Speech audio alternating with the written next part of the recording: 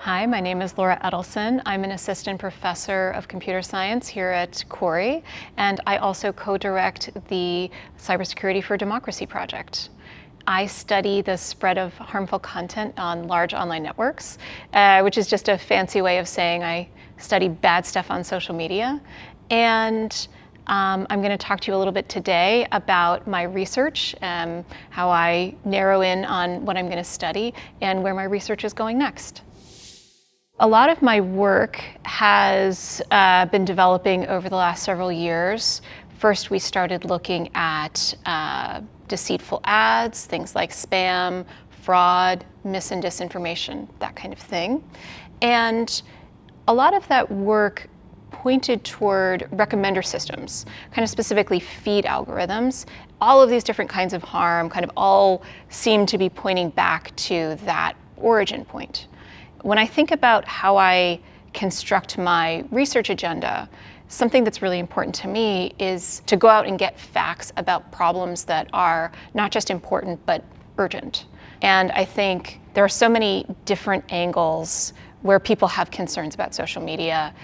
You know, according to the FTC, something like $2 billion of fraud originated in social media in recent years. Many people think that social media has been contributing to an explosion of mental health problems in young people particularly. And so if we can get answers to why certain types of content have become so prevalent, that might be helpful. Maybe we could do something about that. Because so much of my work was pointing toward feed algorithms, for the last few years, that's really been my primary area of study. There's all sorts of feed traits that might be really, really important for understanding how content gets distributed, when it gets distributed, and to whom. How long is a piece of content actively being seen? That's one of those traits.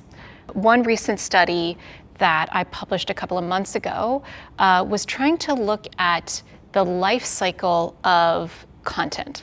To do this, we looked at effectively the entire US news ecosystem and the Russian system to the degree it exists, and the Ukrainian news ecosystem on Facebook.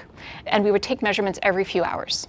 And because we were monitoring the system so frequently, we were able to get really fine-grained data about how long it took for content to be seen and how quickly it stopped being seen. And when we did that, we found that the actual life cycle of most content is really, really short. The median half-life of attention is 3 hours. And most content is only active for 5 or 6 hours, at which point it's just not being seen anymore. However, because we were looking at the entire ecosystem of information that frequently, we were also able to observe when posts got taken down. And we observed that the median removal time was 22 hours. So the problem with using content takedown as a strategy, on Facebook at least, is that in general it happens too late to have much of an impact on user experience. Because by the time it gets taken down, posts have, generally speaking, gotten all the views they're going to get. So on Facebook, a content's life cycle is pretty short, but that's not true on all platforms. There's other platforms like YouTube in particular, where a content might have an active life cycle of days, weeks, even months sometimes for some pieces of content. So what other traits could there be that might have an impact on how content gets distributed? Another one is specificity. So, for example, imagine a toy social media network that has only 1,000 pieces of content, but it has 100 users. And every day, the platform will decide that it could show each of those 100 users a different item. Well, if it does that, then a total of 100 pieces of content, 100 items, will get views that day. Let's decide instead of showing each person on the platform a different item, let's say I'm going to pick 10 items and I'm going to show 10 people each one item. Now, on that day, there are 10 items they're going to be seen. Now let's go all the way to the other end of the spectrum. Let's imagine that instead of picking 100 items, I'm going to pick just one item, and I'm going to show every single person on the platform that one item. So how platforms set the dial on this, whether they pick a very small number of items to go hugely viral, or instead they pick a larger number of items but they can all each only get a lower amount of total distribution. Where platforms make that choice, this is a property I call specificity. And this also has a really big impact on what a content review pipeline, how much capacity it needs to have if it is going to review content before users see it. So this more theoretical work that we did identified these two properties, but there are two more. The next one is something that we call intensity. So there are some platforms that are always trying to get you to interact. Think about the way Instagram is always trying to encourage you to click the like button or to comment. Then there are other platforms like TikTok or YouTube where they're not so much interested in whether you click the like button, but they are very, very interested in getting you to just watch, just to use the platform for as long as possible. So that first mode, very high engagement, very high interactivity, that's something that we call high intensity usage. And the other is low intensity, long duration usage. And what's important to know about these two modes is platforms can, the more that they maximize for one, the less they'll get of the other. It's not an exact linear trade-off, but you can't maximize for both at the same time. And if that seems a little bit strange, I think what's important to understand is that to show you things that are really interactive, sometimes those highly interactive platforms, they're going to show you things you don't like.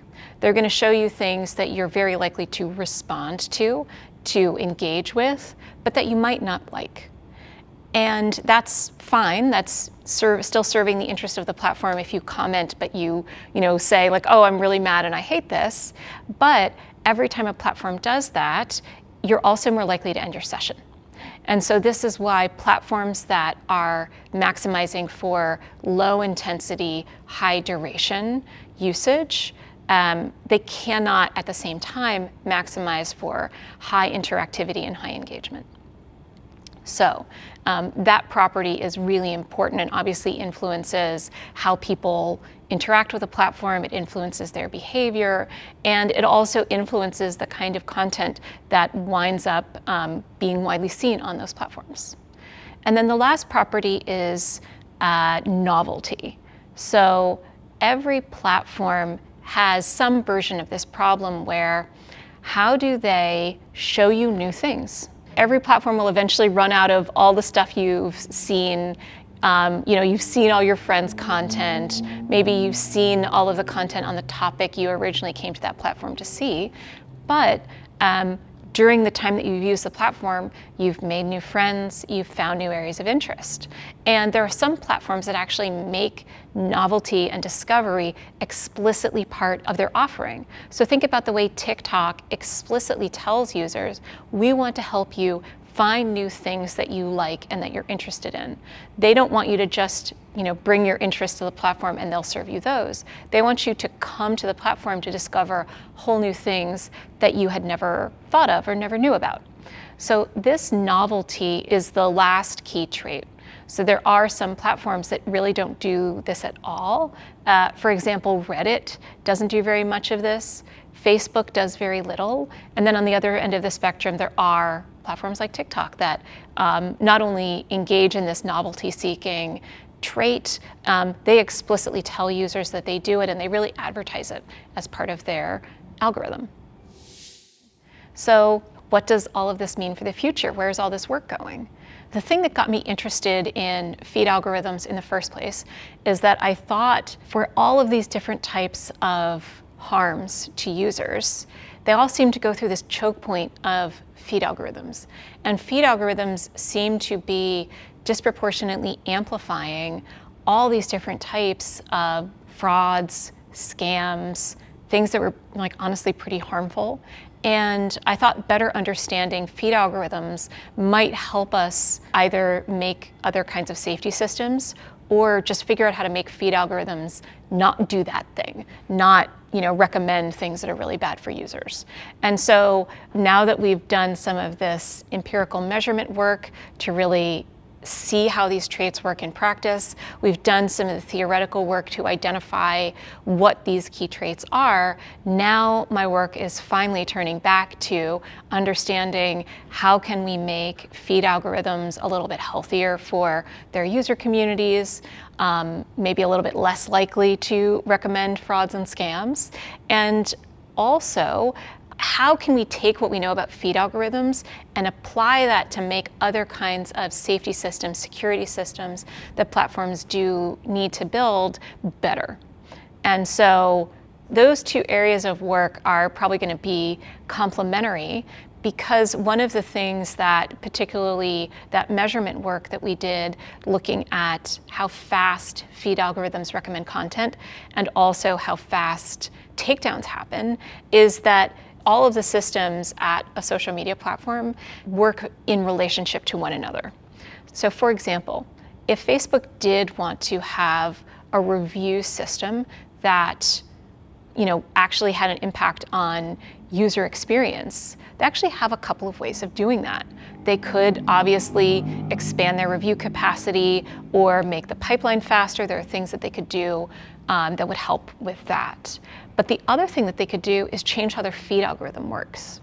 Doing things like slowing down how quickly content gets recommended would just buy time for their review pipelines, but also changing how concentrated user attention is over content would reduce the capacity that the review system needs to have. So ultimately, one of the other things we have to do when we're trying to answer questions about how to make these systems safer for users, have better security, is we need to understand the relationships between these two systems. Clearly, I do a lot of work in applied security, and this is something that a lot of folks here at Corey are interested in as well. These questions of, how do we actually build security for systems that people use? And how do we make those systems usable? If these are questions that you're interested in, if this is the kind of research that you think is interesting, you should check out Corey.